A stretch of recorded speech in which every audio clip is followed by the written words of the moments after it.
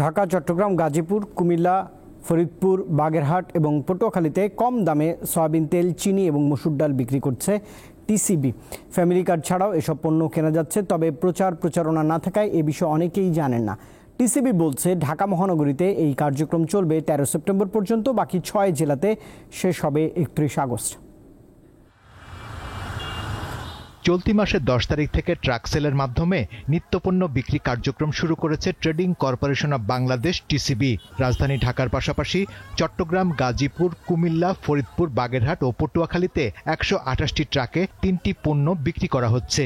একজন ক্রেতা 115 টাকা দরে 2 লিটার সয়াবিন তেল, 80 টাকা দরে 1 কেজি চিনি এবং 70 টাকা দরে 1 কেজি মসুরের ডাল কিনতে পারছেন।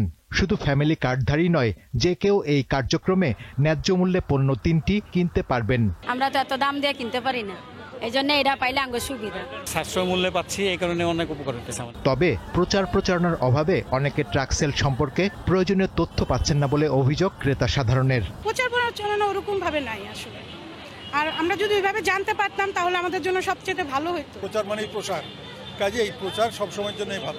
প্রচার হলে তো আমরা জানতে পারি যে কোথায় দিচ্ছে, তাহলে আমরা ভোগান্তিটা কম হয়। টিসিবি জানিয়েছে দেশের সাধারণ মানুষকে নিত্যপণ্যের বাড়তি দাম থেকে রেহাই দিতেই ট্রাক সেল চালু করা হয়েছে। এই কার্যক্রমের বর্তমান যে কার্যক্রমটা শুরু হয়েছে, এটার উদ্দেশ্য হলো টিসিবির যেই কার্ডধারী, ফ্যামিলি কার্ডধারীর সংখ্যা যে সকল মহানগর এবং জেলায় 50%-এর নিচে কার্ডধারীর সংখ্যা রয়েছে, সে সকল মহানগর এবং জেলায় এই কার্যক্রম গ্রহণ করা হয়েছে।